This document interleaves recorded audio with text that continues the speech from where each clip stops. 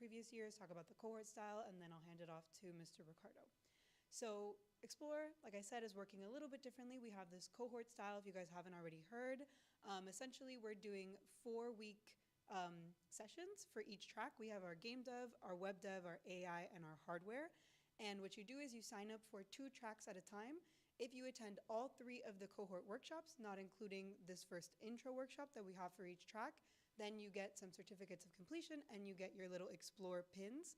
Just a way for us to incentivize you guys to kind of come to everything. And then you get to end up with a fully fledged project for your resumes, for your GitHub, and it looks really good for recruiters. If you're looking for an internship and that particular track is what you're interested in doing long term, it's really helpful to have some projects under your belt besides what you're already doing in your courses. So the first thing I'm going to do actually is highlight our Explore Hub, which is go.fiu.edu/Explore Hub. This is also on our Discord. We have a channel called Explore Hub, so if you guys have questions or you forget it, you can just @ me on the Discord. And we also have, I think, on our socials. We're always linking to this everywhere. So this is where you're going to find all your Notion docs and your live streams for these workshops. So if you fall behind, if you miss one, doesn't work with your schedule, no problem. You guys can go here and catch up on all that material. That's where you'll also find all of your materials to download for today. So for Unity and stuff, if you go there under Game Dev, you'll see the Notion page that has everything that you guys need, but I'm sure he'll go a little bit more into detail on that. Can you scroll down for me, please? Can you untoggle cohort interest? Like, click the arrow, go up. Yeah. Okay, so this is just a quick calendar for you guys. On the Explore Hub, we do have a calendar with all of the events as well. That's updated with the Luma links, the rooms, everything. Game Dev is actually going to close next week. So we have Game Dev every Thursday from 4 to 6. And before next week's workshop, you guys have to have signed up in order to be part of this cohort. Web Dev already closed, AI is going to close the week after that, and hardware the week after that. So rule of thumb is after that first intro workshop, right before the second workshop is the last day to actually sign up for that cohort. But keep in mind, workshops are still open to everyone, regardless of whether you're part of that cohort or not. That's essentially just for us to keep track of who's coming to what and be able to give you guys those pins for your engagement. So if you can scroll down a little bit. So this is the cohort interest form. If you guys haven't already filled it out, I encourage you to do so now. Again, you can sign up for up to 2 tracks at a time. We already did a series before spring break. This is our second cohort that we're doing now. You can also then find this, like I said, on our socials and on our Discord if you don't get a chance now. And I think Ricardo also put it on the Notion page for this workshop in particular. But just take a second to do that. That way we can kind of gather feedback from you guys and make sure that the program is giving you guys what you need, make any adjustments that, might be helpful for you guys in the future. So I'll give you guys a second to do that.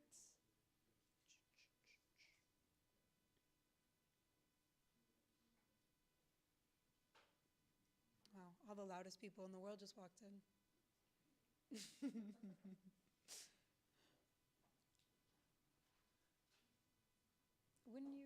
You probably didn't do for game dev. Did you do for web dev? No, I'm talking to him. Did you already have it for web dev? No, I'll find if you're interested in game dev, I can just add that to your, I got you, don't worry. Okay, can you scroll down for me? Are you supposed to get a confirmation on your email if you sign up? Yes. Yes, I did, but I don't remember getting a confirmation. Did you sign up for web dev? No, game dev and AI. Okay, then you won't get it yet because it's still open, but next week, Wednesday at 5 p.m. is when we'll close it. So when it closes, I get it. You'll get that, yeah. You'll get like an acceptance for that. Yeah, don't worry. So then I'm going to go through some of our upcoming events before I turn it over to Ricardo. So next week, Tuesday, we have our second cohort workshop for web dev, and that's styling your portfolio with CSS. It's going to be at 3 p.m. in VH 131. If you guys are interested, you can scan that now. But like I said, as always, everything is on our socials and on our Discord, so you will have time to register for this if you're interested. And then next one, we have our first AI workshop, which again will be a similar structure to this one, foundational concepts, downloading your tools, AI 101. It's going to be at 4 p.m. Next Wednesday in PG 5134.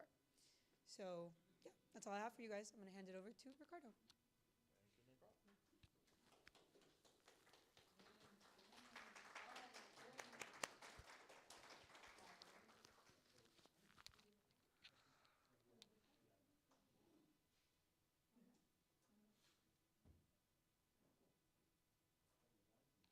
Awesome. So first, I need you guys to please go to this link. So everyone has the Notion open because we're gonna have to download a couple things that takes forever, especially with the Wi-Fi here. You probably have everything, but you need the new project link, which is this one.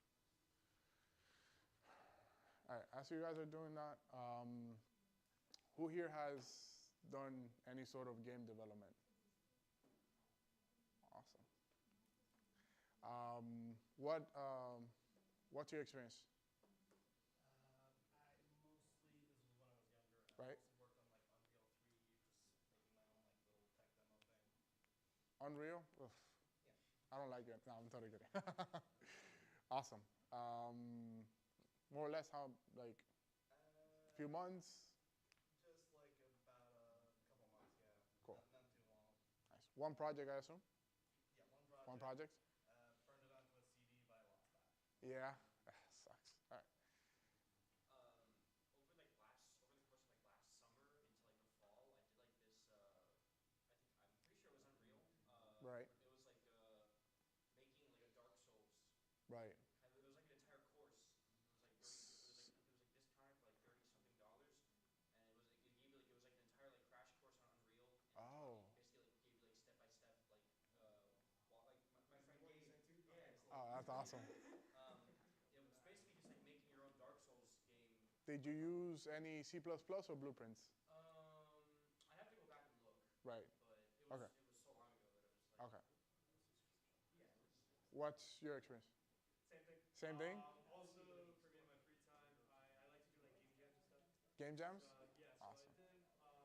I've made one like actual full game in Unity. Oh, nice. The first one I did, the first game jam was Game Maker. Game Maker Studios. Right, yeah. But yeah. Unity. Oh, that's pretty cool.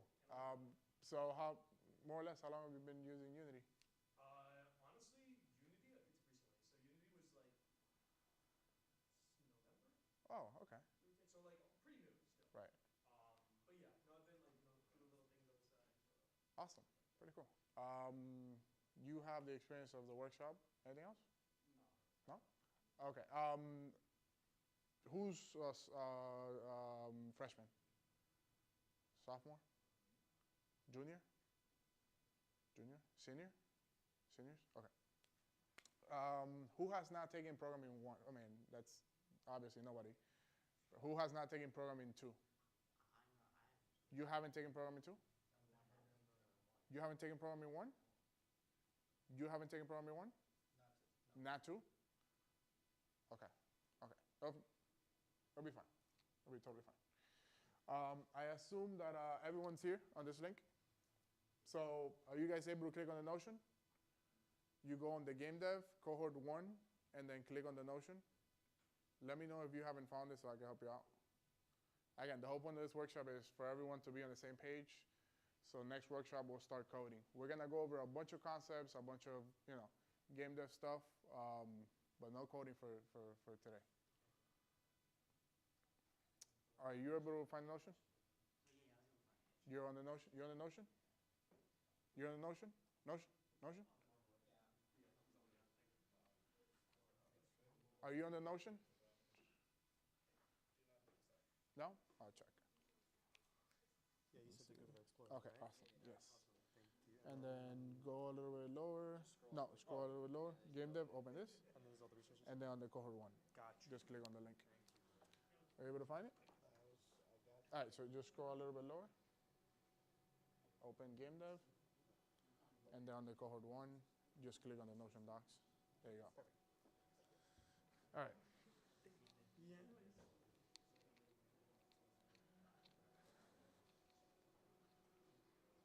Okay, so we're all on the same page.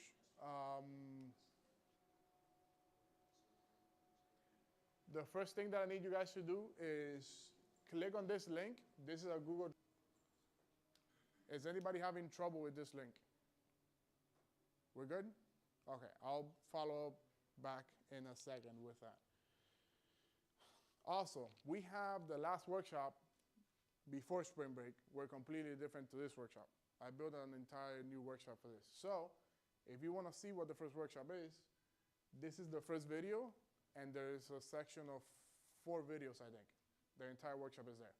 What we did is we built a first-person controller. So no, third-person controller. I lied. Third-person controller? Right? Okay. For a second, I was tripping. All right. You guys already saw this, but if you haven't filled the application, just make sure to either scan it with your phone or click on the link. You could follow up with AI, hardware, web dev, or game dev. Okay? This is web dev, the workshop, which is next Tuesday, right? Tuesday? Okay. So click on that link. All right. I need you guys to, I know it's going to be a lot of downloading, a lot of me talking, but let's have us talking, right? I want to ask you guys questions. I want you guys to tell me what you guys think, ideas. Again, at the end, I'm going to go over a bunch of concepts that we all have to talk about, right? So we are on the same mind space whenever we are in our first workshop, which is going to be very technical. Download Unity Hub. So I gave you the link. Just click on that link, and it's gonna take you directly to their page. Let me know if you need help. You have to download the Unity Hub. Do not download any Unity version. Do not download any Unity version. Do not download any Unity version, right?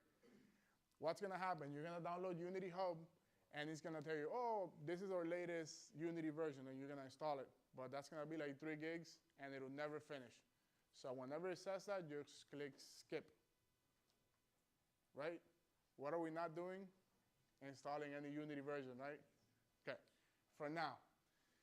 This is the same project link duplicated.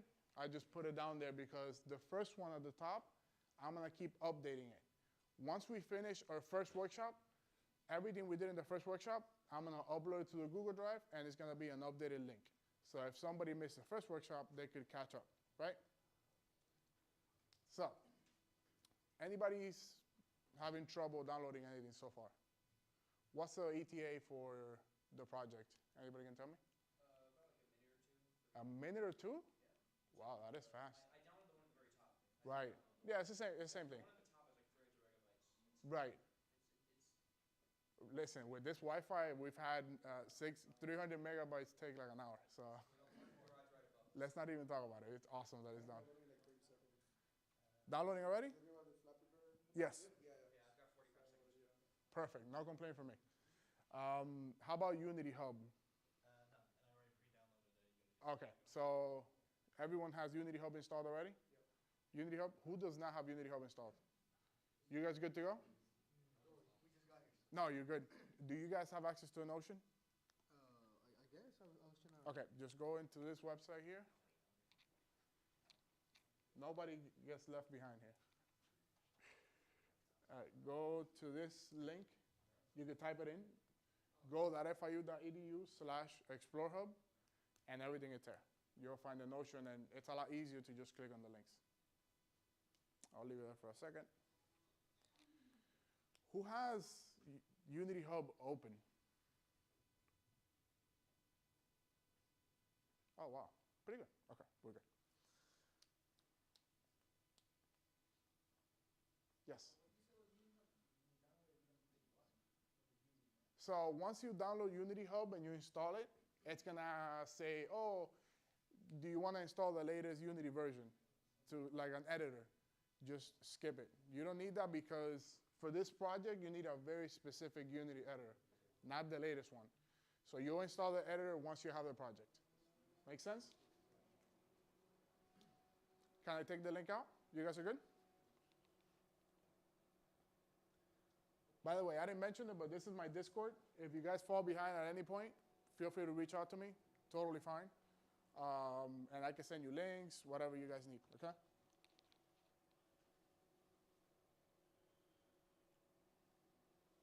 Right, who has used the asset store? The Unity asset store, okay. None of you guys have used Unity asset store? Okay. Right. So the asset store is very helpful, especially for us, because I assume that all of us here are computer science students. Wait, what's your major? Huh? Political science. Oh, really? You guys said anyone can come. Yeah, no, definitely anyone can come. That's awesome. That's pretty cool. What made you interested in the workshop? Um, I remember I was listening to a podcast. Right? I like history podcasts, and there was a professor. He's an Ottoman history professor, and he was like, and he was like, for one of my classes, I made a game called like based on the Oregon Trail called Right. the Hodge Trail, Okay. and he used it as like a learning tool. So it made me realize like you don't have to be in the field to find use for coding. You could be in a lot of, and you never know when it's going to be useful. I 100% agree with you. That's awesome. I think you probably are like the second or third student that's not a computer science to show up to the workshop. Yeah, I think so. That's super cool. Okay, so here you're gonna find a bunch of assets. So you could get, for example, you could go to 3D and go to characters, just giving you examples, and go to free.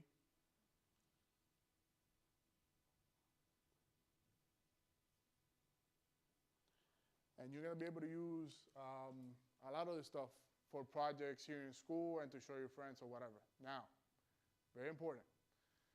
You cannot get assets from here when they're free and sell it as a game. So they have specifically strict licensing, okay? But if you are a programmer and you want to showcase your and just browse through, okay? Right.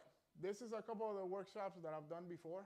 I've replicated Subway Surfers, which is this video right here. This is a workshop that we did. I've replicated this is the last workshop actually, which is a third-person control. Why is it not playing? Okay, it doesn't want to play. Pretend that the character is moving around. Right, so it's a third-person controller that could, you could use it for any of your, I don't know, you're building a project for a class, for your own, for anything, for a hackathon. It's very useful. That code is super, super useful. If you want this code, let me know. I could definitely give it to you. I have it here at the end of the workshop, right? Okay.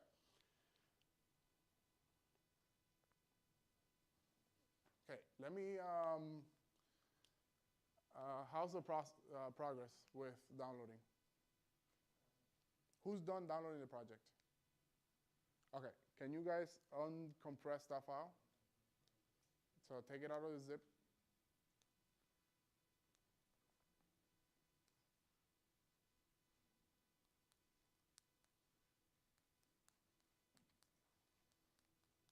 Once that's done, just raise your hand and let me know. You're uncompressed already? Yeah. Okay. So open your Unity Hub. It asks to either sign in or create an account. Yeah, sign in. Yeah, sorry. Create an account with Unity Hub. Once it finishes for the rest of you, make sure to have an account, create, and let me know so I can show you how to put that in Unity, okay? Okay, here are some concepts. Let's go over some concepts in the meantime, right? I want to show you guys some concepts.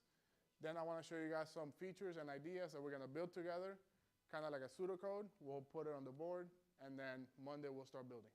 No, next Thursday. Okay. Who can tell me what update means in Unity? Wrong answers are totally fine.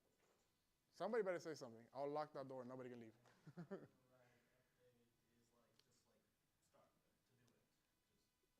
Right. Right.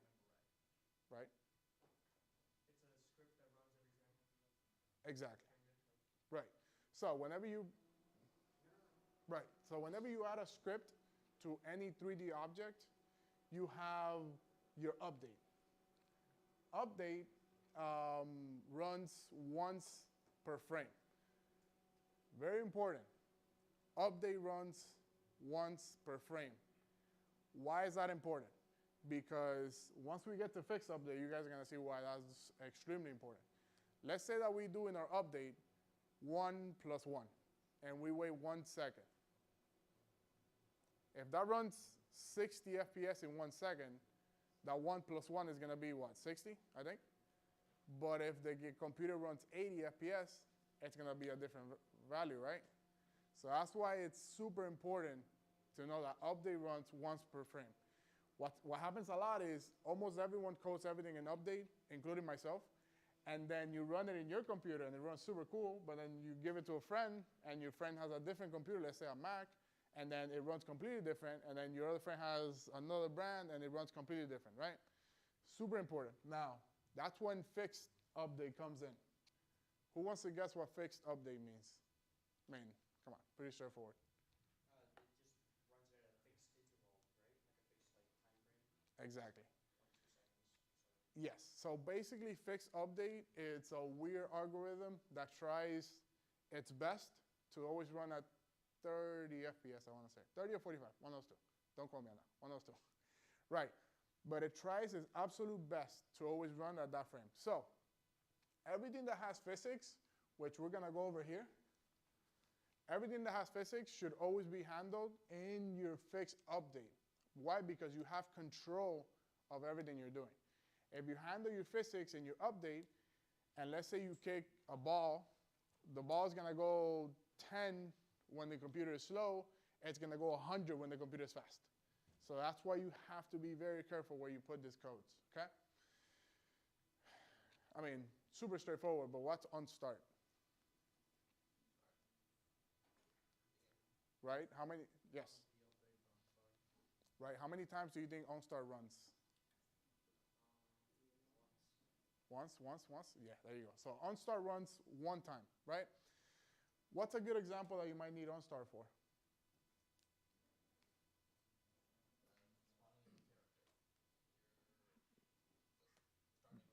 Great answer, right? Spawning a character. Because you don't want to spawn a character once per second, right? You don't want to put that in your update.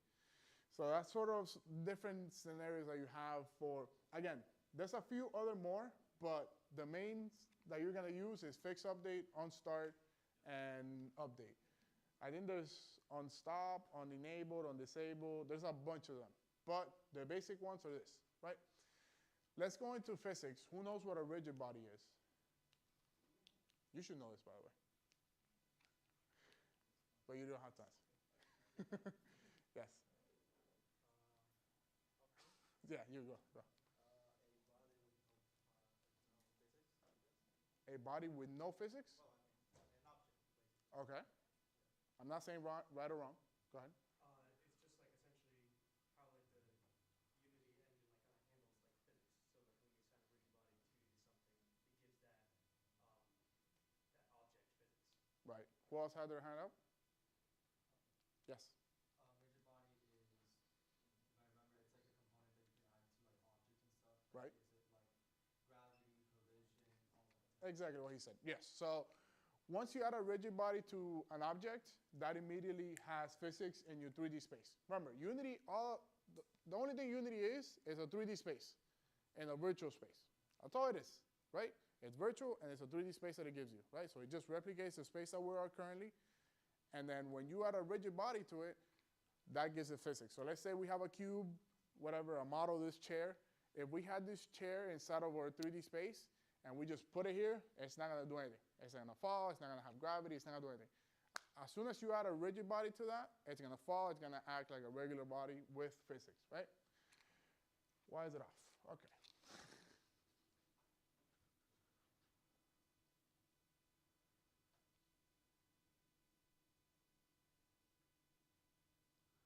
Okay, now, 3D vectors. Who thinks 3D vector sounds very complicated? You think 3D vector is a complicated like sentence? Like if I say, hey, is a 3D vector complex? Right? When I first heard of 3D vectors, I'm like, what? No. You probably think it's very complex because you're not a computer science student. It's not that complex. Who can tell me what a 3D vector is? Yes? I'm sorry? Yes. Kind of. I'm looking for the data structure. What's a 3D vector? Like in the base of it, what's a 3D vector? Is it like a kind of like a coordinate which like dictates where something is in a 3D space? Right. but that sounds very complex. Right, sorry. All a 3D vector is, all a 3D vector is 3 variables, 3 floats. That's all it is. It's 3D, but it is, a 3D vector could be 5, 10, and 15. That's all it is. So, what do we use 3D vectors for? 3D vectors are, what's it called in the GPS? Yes. I was just saying for vectors, it's basically just the application of magnitude and direction. Uh, So it's yes. just how things move, how fast they move, how fast they or how they stop within a physical space. Sort of, yes. Sort of, yes. So, I mean, what's the thing called in the GPS that it's a long number? Longitude and... Right, right. So, 3D vectors are basically your X, Y, and Z in a 3D space. That's it. If I'm here, and let's say that I state that this is the 0, 0, 0 of the world, I'm 0, 0, 0 at the moment, right? If I go 1, let's say forward is Y or X axis, whatever it is, I just move in 1. So I'm 0, 0, 1, right? If I move this way, I'm 0, 1, 1, right? And if I move up, it's 1, 1, 1, right? That's all it is. 3D vectors just give you the position of a 3D object in a 3D space. If it's 2D, if the game is 2D, what is it? A 2D vector. That's it. And instead of 3 variables, it's 2 variables. You remove 1, right? Quaternions. Oof. Who knows what a quaternion is? Nobody should know what a quaternion is. Hell, I don't even know what a quaternion is.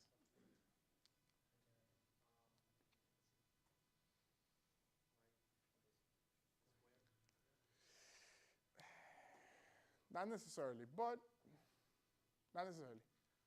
Anybody else want to give it a try? By the way, you should know this. I'm totally kidding. I'm totally kidding. Something has 4 sides. Interesting that you're saying 4 sides. You're kind of in the right space. So, a 3D vector just gives you X, Y, and Z, right? It's just a regular position. A quaternion, it's your rotation. So now we're not dealing, that's why when I said, when you were specifically saying direction, not necessarily for 3D vectors, just for quaternions. So that gives you your rotation specifically of an object. Now, technically a quaternion is 4D. So it's X, Y, Z, and W, which overcomplicates everything.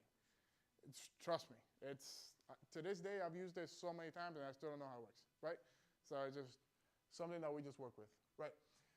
What are colliders?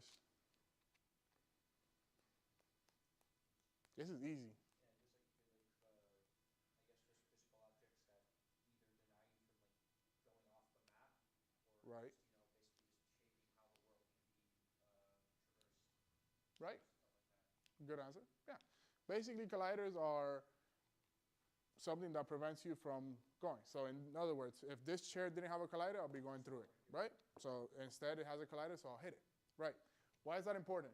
What's the difference between a collider and an is-triggered collider? What makes it trigger in Unity syntax? What do you think it is? Wrong answers are totally fine. Right?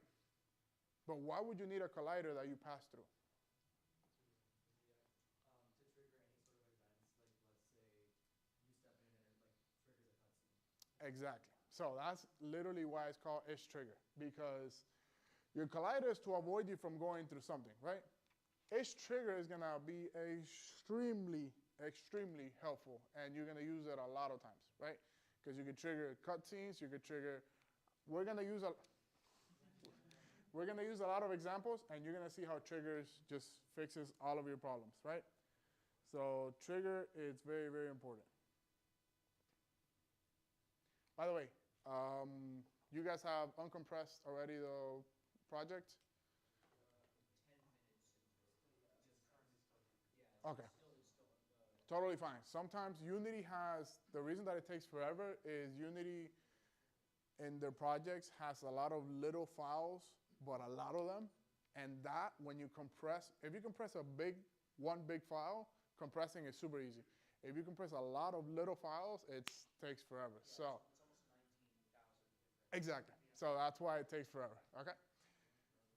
Right, so let's go now to input, because remember, in video games, you gotta have inputs, right? Unity input system. I have, oh wow, I don't really remember the top of my head. What do you think is the difference between get key down, and get key up? I think I remember now, hopefully. Get key down, trap key, press a key. Get key up, trap key, release it. And what do you think is get key? Get key is like when you're pressing for the keyboard, Or you turn inputs actually. You're very close. Maybe to retrieve the exact character that's pressed on the keyboard. So all of them get you a character, whatever you're pressing, but they work differently. It's kind of similar to your updates. Get key,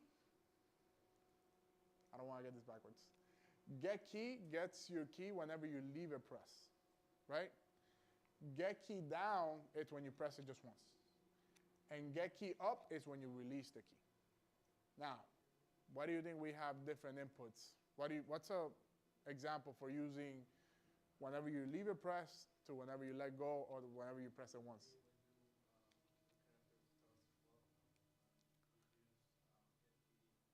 Right, because when you're walking, you don't want to be like, right?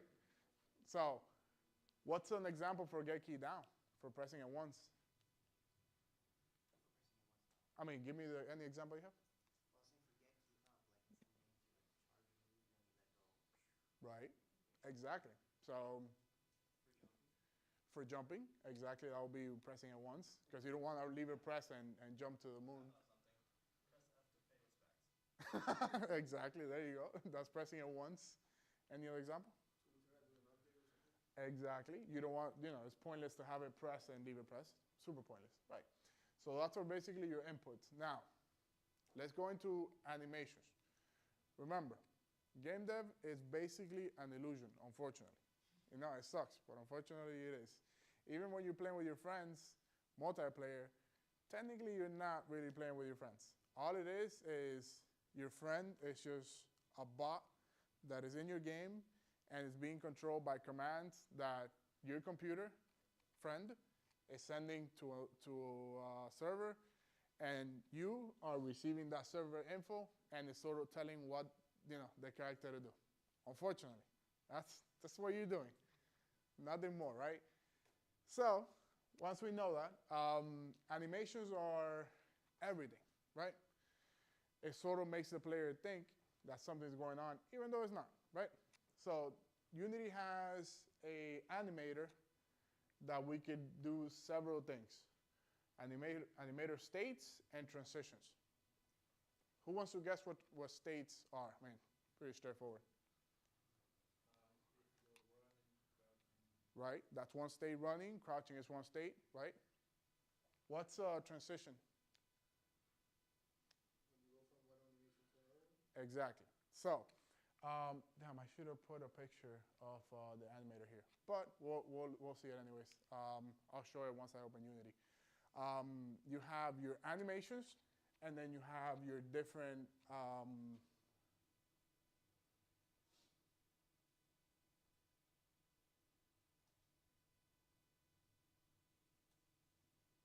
right, here we go. So you have, why is this so high? Okay, we'll just do it like that. Right, you have animator. And then the little arrow is your animator transitions, right? So your transitions is what goes from, let's say, entry to background. Don't know what animation those are, but let's just pretend that the green one says idle, and then the orange one says run, for example. Your transitions, it's what's gonna make you go from idle to run, right?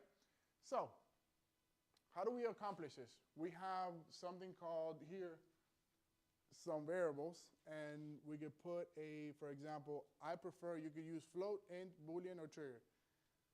I prefer using an integer, and I always call it state, always, right? So, if state equals 0, we're idling. If state equals 1, we're running. So what do we need to do in our code? If we get Again, I want to get you guys to start thinking like game developers.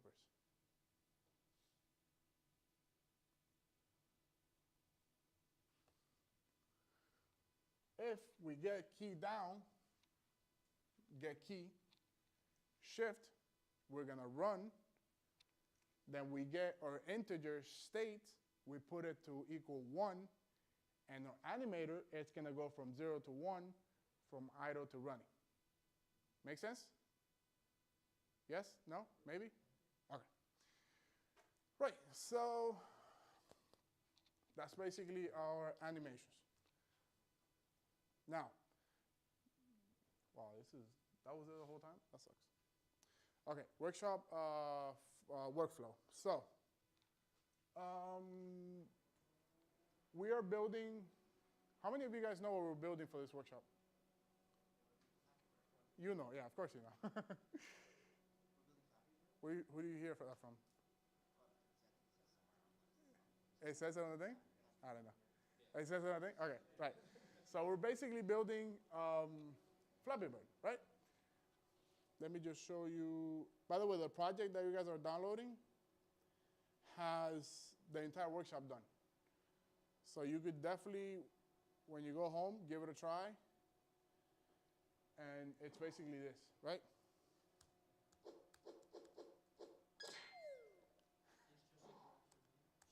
It's the actual game. Right. So this is all made in like a few hours by me, right?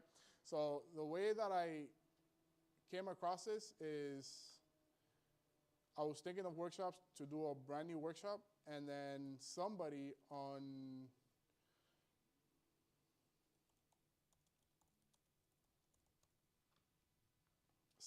GitHub has all the assets for Flappy Bird.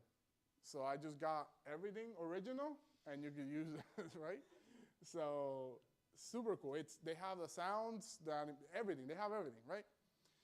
So you guys have the entire workshop already in your hands, right? And then I'm going to show you step by step on how to duplicate this game that, by the way,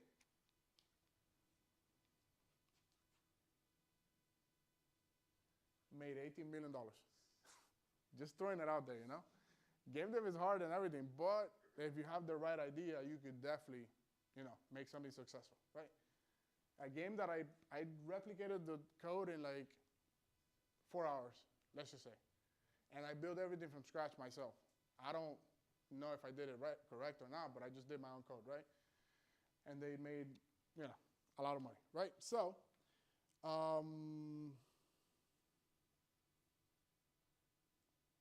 okay.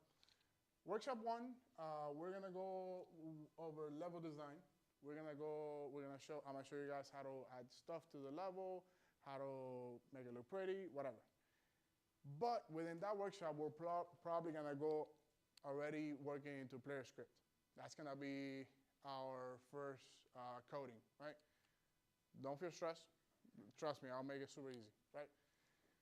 Then our second workshop, we're gonna go over the endless loop. By the way, in this game, and every other game like Subway Surfers, every other endless loop game, what do you guys think it moves? Don't ask me. What do you guys think it moves? The player or the map? So think of Subway Surfers. You have the guy running, and then the map, and then you sort of go forever, right? So what moves, the player or the map? Map? Who else? Map? Map? Player? Map. Okay. Map? So almost everyone's saying map? Okay, yeah, that's 100% correct, right? This is a map that moves. Now, what do you think that is? I mean, moving a player is a lot easier than moving an entire map. So why is it that the map moves?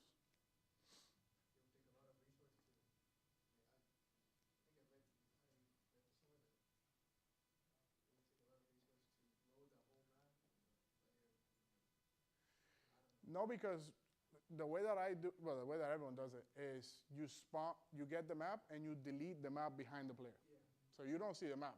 So it wouldn't make a difference. You could have the player running forever. Anybody else has any other guess?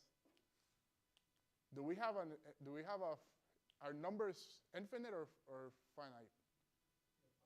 They're finite, right? So, what's a problem that we might encounter? If the player goes too far, then like keeping track of like the X per se, it would be impossible. Exactly.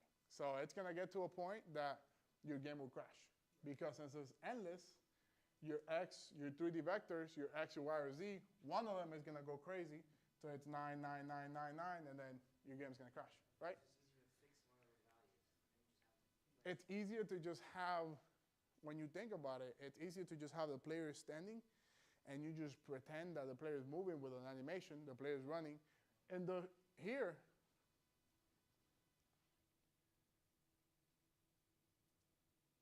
the player's not moving here. This is the map that's moving, right? So you just pretend that the player moves with animation, move the entire map, and destroy it behind the player. And that's it. But you have to do it that way because if you just move the player forever, let's say the player is now a coordinate 0, 0, 0, and then it's 10, 20, 30, 40, 50. Once you've been playing the game for 2 minutes, that's gonna be super massive, right? And it's gonna crash the game, right? That's basically why they do it. You have to move the map, not the player. And what's a major problem with moving the map?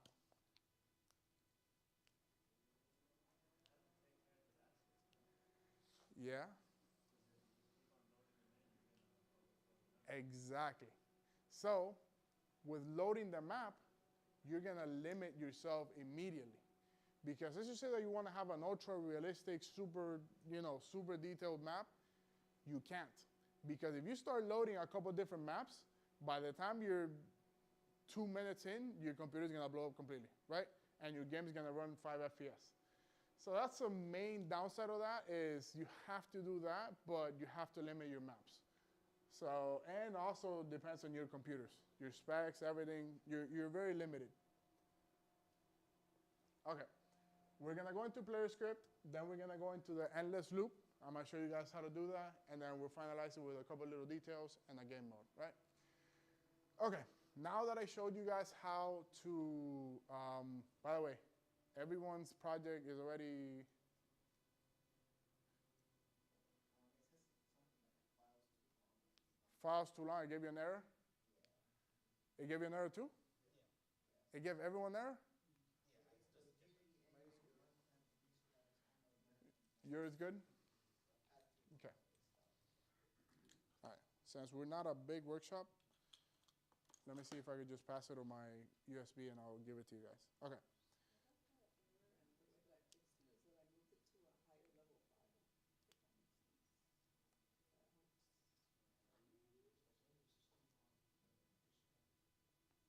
I'm gonna start copying it just in case.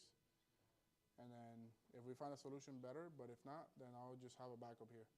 That's why we need an entire workshop for this because trust me.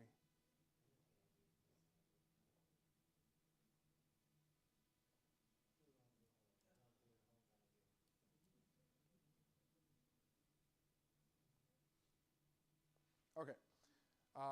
Try to see if you could put it somewhere else or try to uncompress it again in a different hard drive. But if not, I'm copying the workshop to my USB. Hopefully I can just pass it by and we can have that figured out, right?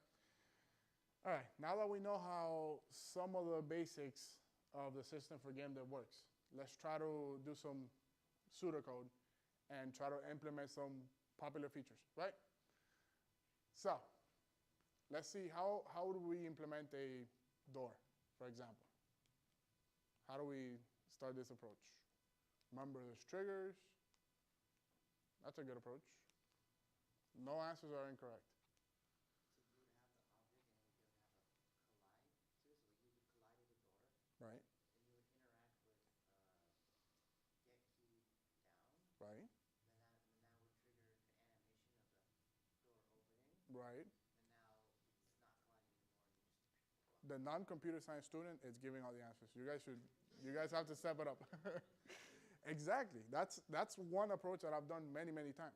You get close to the door, you get a trigger, you press get key down, you trigger an animation, and then you move. Perfectly fine. a couple downsides to that. The first one is usually animations don't abide by physics. So if you have a player, your animation might go through your door might go through your player. Again, very correct. Usually what I use an animation for is for up and down doors. Like a realistic type of game, you get an up and down door, you're never gonna have the problem of colliding with a player. Now, when opening a door like this, you have to take a couple more things into consideration. You have to see which side of the door the player is in, right? That's your number one, right? If you want to make it super realistic and you just want the door hinge to open one section, totally fine. I personally don't like it because at the end of the day, nobody's going to notice, but you're going to make the player experience a lot better if you open the door this way, if the player's here, or if the player's here, you open the door this way. That way the door never hits the player. So, a quick approach, top of my head, would be I'll have a trigger on this side and a trigger on that side. And if it's this side, let's say the door is at a 0-degree angle, 90 is this way, negative 90 is this way, right? Or that might be 90 and 180, one of those two. If, right? 90 and 180? 90 and 270, it could be 270. Because if it's like this, here and here will be 270, right? Yeah. So, yes, you had a question? Right, so if it's 0, I'll check if my player is here. When my player inputs, I'm here, throw that into the function as a parameter, and hey, player is in this collider, open 90. If the player is in the other collider, opens 270. Simple fix, right? I want you guys to think like game developers. You have to sort of figure it out, visualize it first, then code it. If I just stand up here and I just start showing you a bunch of code, you'll never understand it. Because game dev, you have to visualize it first, then you have to sort of make it happen. Yes? And I was like, even when the door collides, like there's games I play where it'll open towards you and it'll push your player. And Yes. it's annoying. Yes. That to me, it takes away from the experience. Because your game feels a little cheap. I don't know. Again, there's many things you could do. You could leave it like that, it's totally fine, but I like little details on my games. I like working, if I could add a little detail to improve the experience, I'm definitely adding it, right? And it's just one little thing that you have to modify to have that not be an issue. It's like you said, it's an illusion, and with an illusion, you have to know the player's psychology. Exactly. You can't, at the end of the day, when you're doing a game, it's not like doing an application. Sure, when you do an application, you have to make it look pretty and everything. But when you do a video game, you could do everything right on a video game and still the game not be fun. How many AAA games come out and it's like, this game sucks, right? Because it's something weird about, who has played here Lethal Company? Right. It's a stupid game. The game sucks, but the game is awesome, right? The game is awesome. And the game, I've showed it many, many times in my workshops. The game has made like something over $200 million. Right, exactly. So that's the thing. And the game, you look at it, if somebody didn't know what that game was, and you just show it to them, they're like, wow, the game sucks, you know? So it's one of those things, but the game has character. The game has that it factor, right? Lethal Company. If you haven't played it and you don't mind scary games, give it a try. It's definitely fun. Yeah, it's probably one of the most fun games that I play. It's up there. Yeah, that's what made it popular. That's what made it popular. And the sound change, again, little details make a big difference in games. When you go into a room, the sound changes, the sound echoes. When you go into a door, into another room, you don't hear your friend anymore unless you're in the same room. When they get proximity as well, when they get far enough, you can't hear them, the volume lowers. And that's a simple feature. All you have to do, even with the radio, exactly. So, and that's a simple feature. Think about it. If you have the feature of talking to emitting your voice in the game, you already have the feature already built. The little details, it's what made that game different. The developers probably sat down and probably be like, it'd be pretty funny if whenever you get far, we'll lower the volume. Lowering the volume is one line of code, right? So I just calculate the distance of the player here, player A, player B, and lower the volume, linearly as it goes. That's one feature, right? When you go into a room, you put a trigger on the room, and you say, whenever you're in this room, the sound is gonna echo. I apply one of the presets. That's it. That's all that is. And yet, that made that game that extra fun. You get what I'm saying? So little details are very important. Oh my God. This is so annoying.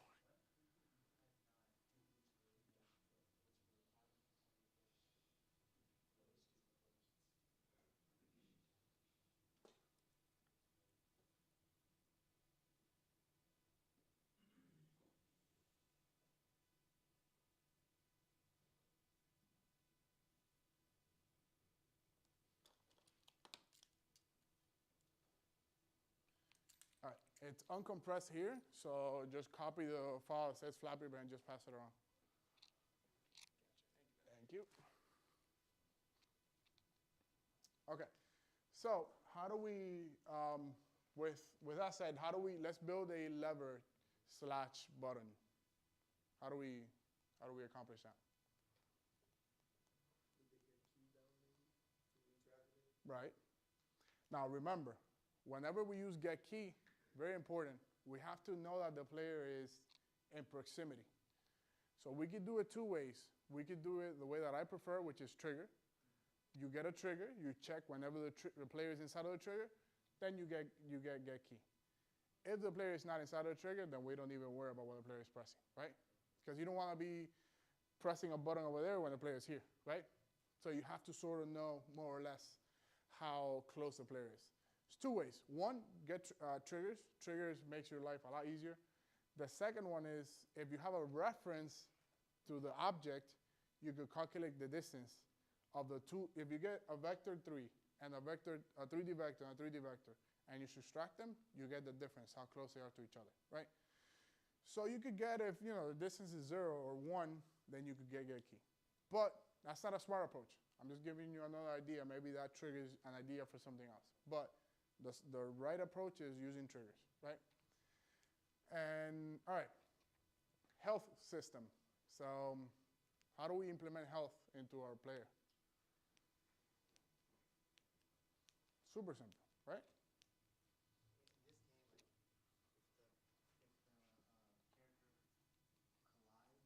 character collides with whatever instances in Flappy Birds, then that would be the trigger for like reducing the health or whatever it is.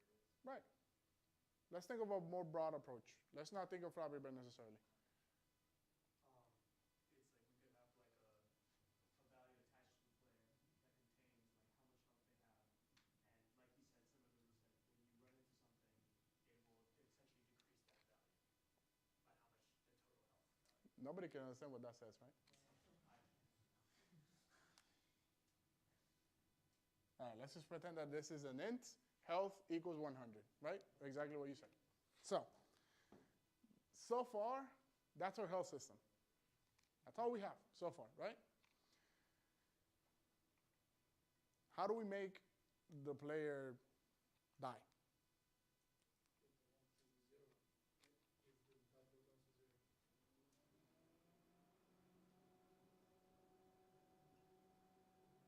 Equals 0?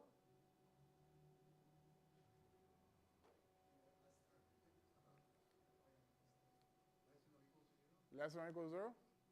Why wouldn't you do equal? Because you're going to set the health automatically to 0. No, we're checking if. Oh, because let's say you have 50 health, and first person shooter you get shot, it's 70 damage, then you're going to be minus 20. Exactly. So you're not going to die if you set it to Exactly. actually less than equal. Exactly. So it has to be always less than or equals to 0, right? And then you have your die function. Okay? So less than or equal to 0, super important, right? Now, we pick up health. How do we approach picking up health? Let's say we have an object. Our player's here. We have an object to pick up, and it just so happened to be health. How do we pick up health, and how do we modify it? Well, maybe if the object is already on the world, Right. collider function, trigger, I guess. Trigger. Exactly what I wanted you to say. And maybe they call a get key. So you want to put it that you pick up manually? Yeah. Okay. We could do get key, or you could put it so it picks up automatically. Yeah, so you go like Either way, and you pick it up. Yeah. either way is correct. Either way is correct. So we get a trigger. We check if it's our player. Super important. There's something in Unity called tags, which I should have put here. Tags and layers. Very important. So tags, you usually want to put your tag as a player or your layer as a player. It doesn't matter. They'll work the same. They're two different things, but they work completely the same, right? You want to make sure when you're on trigger, you check first, hey, is this my player? If it is, then you run whatever code you have. Very important to check first if it's your player, because let's just say that you have a pickup health and your player is here, and some random enemy just passes by your health or whatever it is, you're gonna pick it up, but it's the enemy who's passing by it, right? So it's very important to first check if it's player. Then we're gonna check the trigger function. We are player. All right, let's get health, and health, let's just put H equals H plus whatever plus 10, right? So now we're modifying our health, and we put that health equals health plus 10. So in this case, it will be 110, assuming you don't have a gap on health being 100, right? Oh my God. It's so annoying. So, it's on here. Oh, okay, there we go. Right, so we already picked up health. So how do we handle respawn? Let's just come up with a...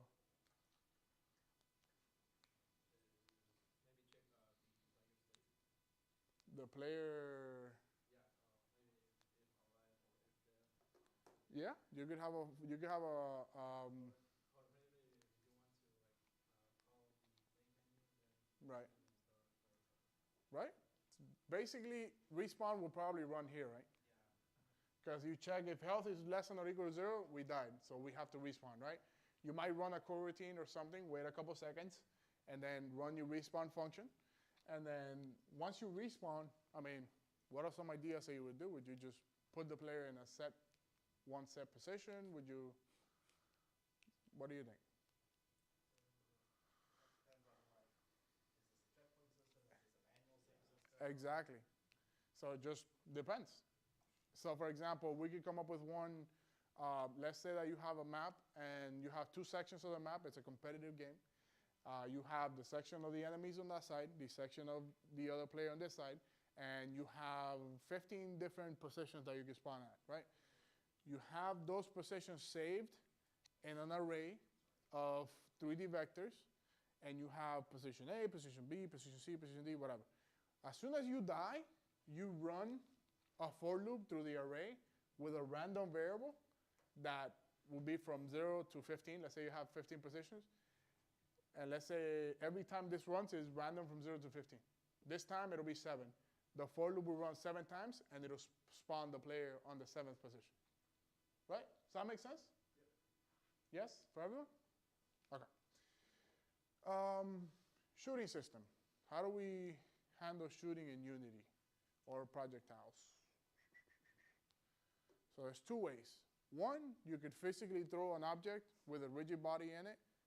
You gotta be careful, because if you go too fast, you might skip walls, you might skip physics, depending how fast you throw that projectile. So you could throw an actual 3D object, or you could use something in Unity called raycast. Who knows what a raycast is? I assume you do? Yeah, it's essentially just like, I mean, like, I don't know how to explain it without saying the word ray, but it's like Right. just an array like emanating from wherever you want on the play. Yeah, like Right. maybe hit scan. Right? Yeah. A raycast, all it is just a line. It's one line that starts wherever you put it. Usually it comes from the center of the camera forward, right? So when you create a raycast, you have to give it a couple parameters.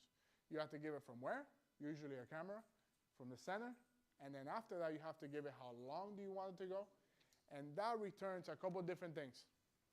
A raycast, it's the correct way to do it, because a raycast is going to be 99% accurate. An actual object, it's going to be nicer, in my opinion, because you're going to be able to throw something and maybe do more fun things with it that have physics. A raycast is not going to have physics. A raycast is going to be a straight line no matter what. No matter if you want to play with wind, if you want to have physics, no matter what, raycast is always going to be straight. So it just depends on the logic that you're going. Your raycast is going to be more accurate. Your actual objects are going to be more fun, and you could sort of get away with more things. So it's like it's the difference between like say Doom, like the old classic Doom, Right. versus like Modern Warfare or something. Exactly. So you shoot, and sure, it goes in one direction, but like I built a game 2 semesters ago, and I use an actual projectile that you throw. Now, it's extremely fun. Why? Because you don't even know where the hell it's going, right? Because it has physics, and it's sort of, depending where you're looking at, it's very accurate, fairly accurate, but it's not always 100% on the mark, right? So just depends what approach you want to take, but those are the 2 different approaches, right? All right, basic enemy AI. I won't ramble for much longer. Basic enemy AI. What do you guys, who knows how the AI system works in Unity? No one? No worries. So Unity has, by default, thank God, pathfinding. So pathfinding by default in Unity is called nav mesh. So the nav mesh, let's say you have a map. Let's say we have these chairs here, right? And I go to Unity, I go build nav mesh, and it creates a nav mesh based on the hallways that I have here, right? And I know that this path I can go through here, and this path. So once I have that pathfinding, Unity makes life super easy. So let's just say that we have an enemy, and that enemy can walk in that nav mesh that we just created. So let's say I have an enemy here. This enemy is going to do whatever the hell I tell him to do, right? So I'm here, and I have a trigger on my enemy. I check. Whenever I'm inside of that trigger player, I'm going to get the position of the agent and go towards the player, right? So I already have a simple logic that it's kind of making my player go towards my enemy, go towards my player. Does that make sense? Yes? You guys are saying yes? I can be quiet. All right.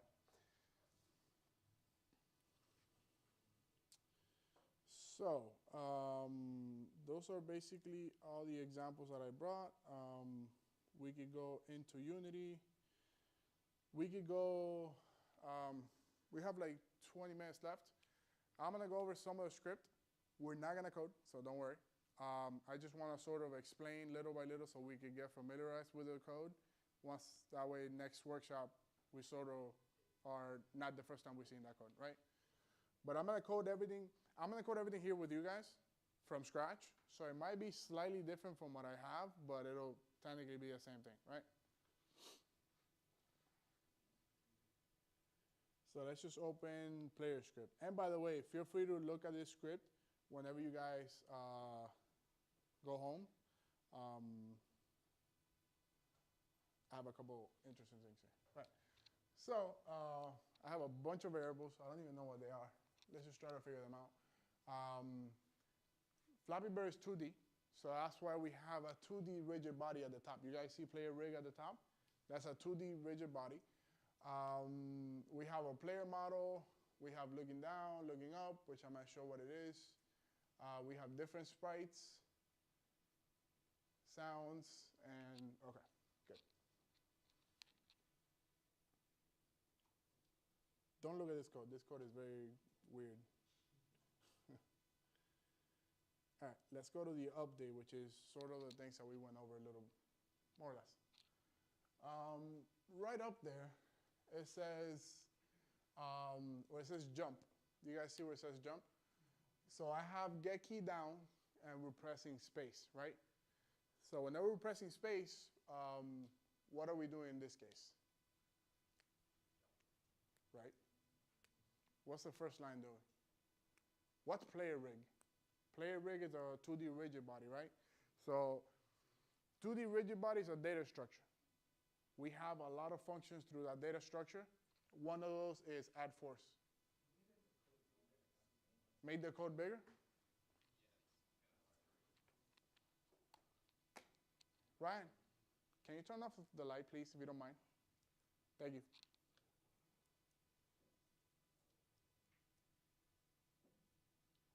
guys see it there?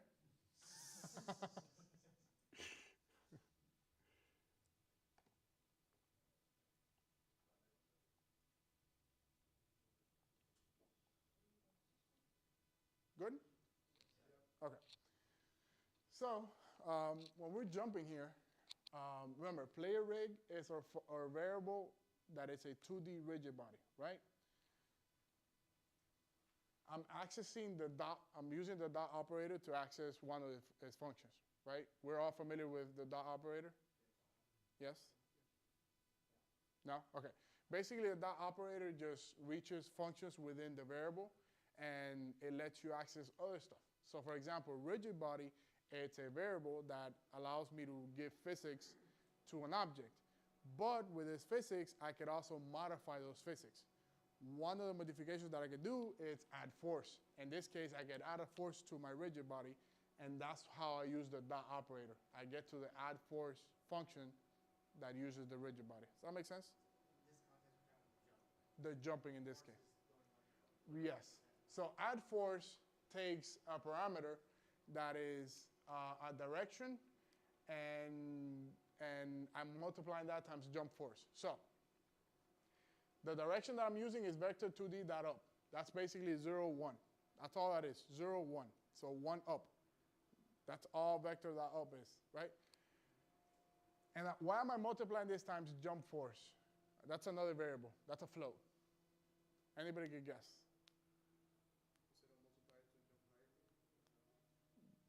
What's the variable for? Like, why do I have a variable for jump force? If I take this variable off,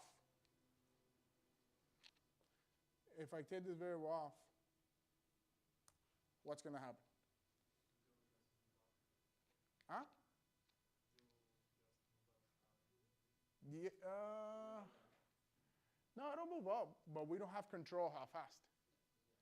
So the variable gives us access to, now I can make this jump force to 10, 15, 20, 30, 5 million, and it'll jump whatever I want, right? The height of whatever I want. Does that make sense? What is wing? Huh? A distance variable associated with that specific input. Yes. So for example, once I go back to my Unity,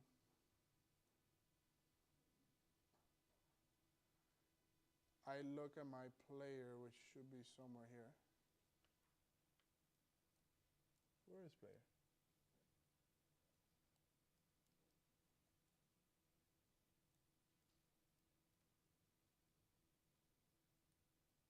Okay, here's player, right? So my player script, it's in here, right? I have all these variables that I can tweak. Let's say that my jump force is 250 at the moment. If I put this to 250 million, it's probably gonna crash, right? So I'm just gonna go play. Actually, it's not that bad, I don't know why. It's supposed to be a lot faster, but. I think it moves around. Yeah, Maybe you put it too much to where it like moves back around. Oh, okay. you change the rotation. Okay, let's see what happens now. Okay, there you go, see? Right? I'm actually surprised that it didn't skip the collider on top. Because usually when you put that much force to the physics, it freaks out and it goes, crazy. Right. So that is why you want to turn into a variable. Let's put that back to 250. And let's go back to our script. Okay, so now we know why there's jump force there, right? So we could have control. Oh, awesome. Yeah. So we could have control of how big our jump is. Now, wing.play is an audio source that I just called wing. I don't know why. All that's doing is whenever I jump, that's clicking the sound for jumping, right? So again, it's an illusion. You press space, you add the force, you play the sound, and your player thinks that it's flying, but it's not, right? This is quaternions. So you look at it here, we're using quaternium somewhere here. Right, quaternium here. How do I explain this in a simple way?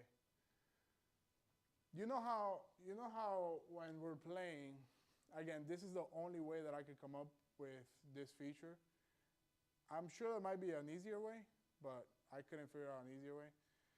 Look, again, it's all in the details. Look how when the bird jumps, that's how it is on Flappy Bird, right? It goes like this, right? So, in order for me to duplicate that feature, the only way that I could come up with is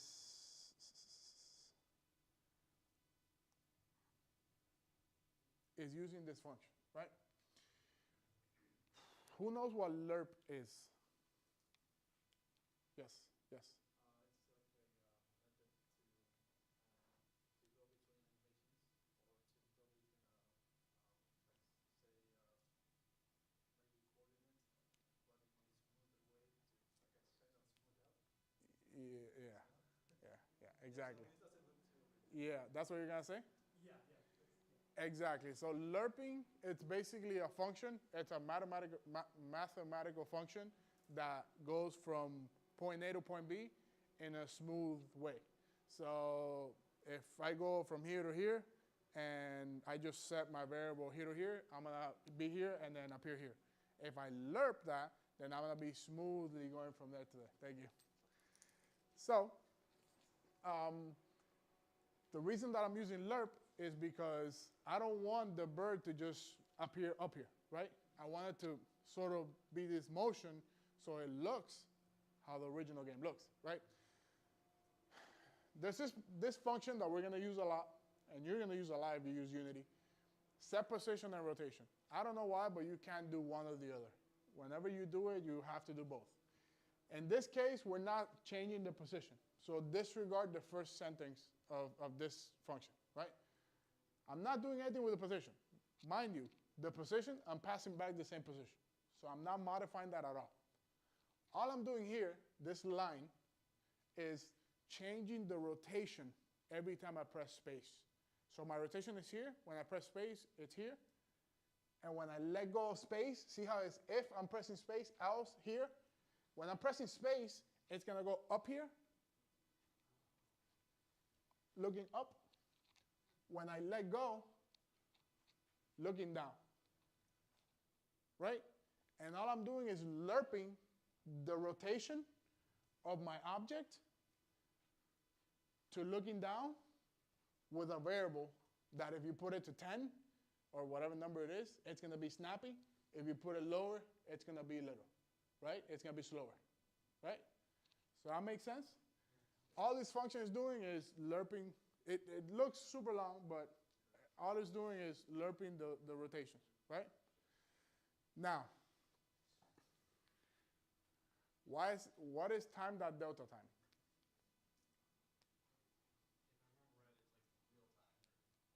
Right? Exactly. So time.delta time is the only thing in Unity that you have to know how many seconds have passed in real life, right? So time.delta time is very important to sort of cap all your variables and make sure that they don't run all crazy, and to limit something like this. So for example, if I would have just put rotation speed, since my game is running so fast, it's gonna be snappy. But I multiply it times time.delta time, and it'll be the amount of seconds, so it'll be a little more smooth, right? Does that make sense? Questions? The time.delta time? Yeah. So time.delta time is basically the amount of seconds that happen real time, right? Because remember, this runs 60 times, 100 times, depending how fast your computer can run it, 100 times per second. With time.delta time, I slow it down. So I don't have, because since I'm lerping and I want it to be smooth, I need to slow it down in order for the player to see the smoothness, right? If I just don't have time, that delta time, it's going to be snappy regardless of me putting this line of code, right? Get what I'm saying? Does it make more sense? Okay. Normally, again, I wanted to rework the basics of the workshop so you know how to, at the end of the day, we use a function for anything, right? Or a library. We have a problem and we're like, oh, I think there's a library that does that for you. Sure, you can do that, but if you know the basics, you could build anything, right?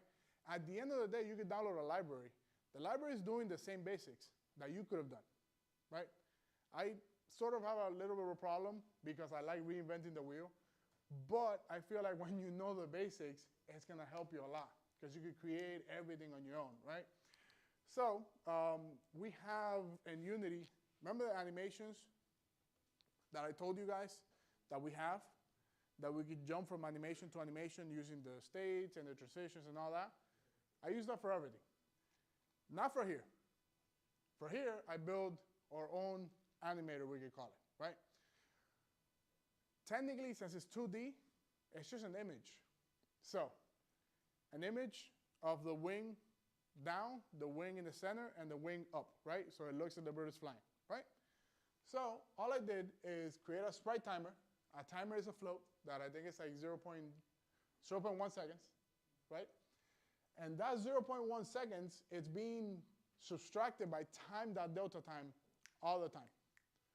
So it's going to be in every 0.1 seconds, that's going to get to 0, which means that this function, this if statement, it's going to run every 0.1 seconds. So what am I doing here? I have my 3 sprites. Sprites, it's basically an image. It's the image. Each image of each bird, it's one sprite, right? So I have sprite 1, 2, and 3, right? So all I'm doing is, all right, once my timer is 0, I'm going to check which one is active and enable the one that comes after. And then I'm going to set it to 0.1 again and do the whole thing again. What this creates, it creates an animator. Really think about it. It goes from up, middle, down, up, middle, down. And we have our own animation system, right? Does that make sense? Any questions? I think some of you are confused.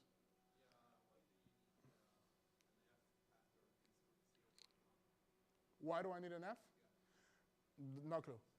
So Unity, whenever you have floats in Unity, if you don't put an F after your float, it'll throw you an error. Why? No clue. But every time you have a float, you have to put an F at the end. Again, no clue why. I think we're done, right? Oh, you look like you're kicking me out. No, I just finished my meeting. Oh, okay. I mean, I think we have room until 6 regardless, so Oh, okay. if you want to keep them all. Okay. Right, so let's go to any questions on the player script. Again, we're going to code this from scratch next workshop. Yes? You said we're using a float number. We have to put an if, right? At the end of the number. When it's a float, yes, in Unity. Only in Unity only. As far as I know, yes. Oh, okay. I was mixing it up like Java. Maybe, but I don't really know. No, you mentioned that in Java for decimal, you make a double. Right. Oh, yeah, but remember, double is 4 times as big as a float. Yeah. So if you could use a float, it's usually better to use a float. And there's floats in Java. So there's floats in Java, right? Yes. Yeah, sorry. I don't want to be saying wrong information here. All right, let's go. All right, I think we have a little bit of time for one more.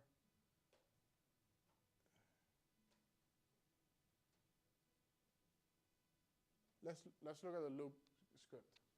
I don't even know what this is. Let's just look at it. Okay, what am I looking at here?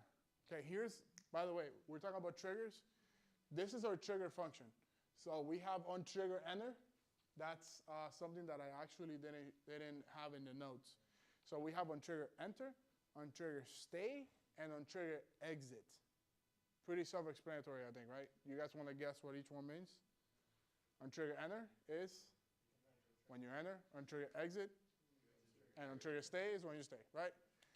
Difference, very important, is let's say that we have something coming inside. Like, for example, we have an enemy and we just walked into the enemy. We have untrigger enter, hey, we have an enemy here. Untrigger exit, we don't have that enemy anymore. Don't follow it, right? So that's why it's very important. And untrigger stay is if you want to keep doing something while the enemy is within proximity. So just different stuff. In this case, I'm using layers. So remember how I told you guys tags or layers? In this case, thank you. In this case, it's layers. I decided to use layers. So I'm checking if what entered the collider, it's layer 6, which I assume layer 6 is my player. Let's just go and confirm, but I assume it is. If I go here to player, you see where it says layer up here? Okay, layer 6 is pipe, not player. So, why is that? Okay, I just remember. That is because, remember, this is the loop handler script. I'm handling the pipes that are coming out and destroying on the left. So I don't need to handle the player, right? Because my player is not moving. So all I'm checking is, hey, if the component, the pipes are layer 6, then I'm destroying this object. So this is how I destroy them on the left side, right? Does that make sense? And then this is more complicated, but I can definitely explain it while we're coding it. All I'm doing here is I'm changing the speed and instantiating a new one. Yes? So when that layer trigger enter on the left side of the screen, that's the trigger. Right. And then it gets destroyed. It gets destroyed, yes. So what I'm doing here is the pipes by themselves are moving from, we're looking at the game, they're moving from here to here, here to here. Anybody remember? From here to here? All right, so the pipes are moving from right to left, okay, automatically. So when they're moving from right to left, when they get to my collider, they check, hey, is this a pipe? Yes, it is. All right, we have a sound that I put, I don't know why. We have a sound that I put. Then we're destroying the element, and we're spawning a new object, which is what I have up there, a new pipe in this position outside of the screen on the right side. So we repeat the cycle. We destroy it on the left. Once we destroy it, we instantiate another one outside where the player can't see it, and here it comes. And the loop repeats itself. Does that make sense? So, checking, all right, let me destroy it, spawn it, and then I change the speed.